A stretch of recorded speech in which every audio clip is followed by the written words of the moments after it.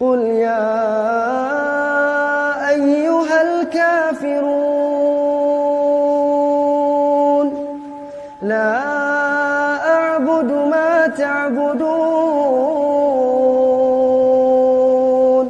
ولا أنتم عابدون ما أعبد ولا أنا عابد ما عبدتم ولا أنتم عابدون ما أعبد لكم دينكم ولي دين.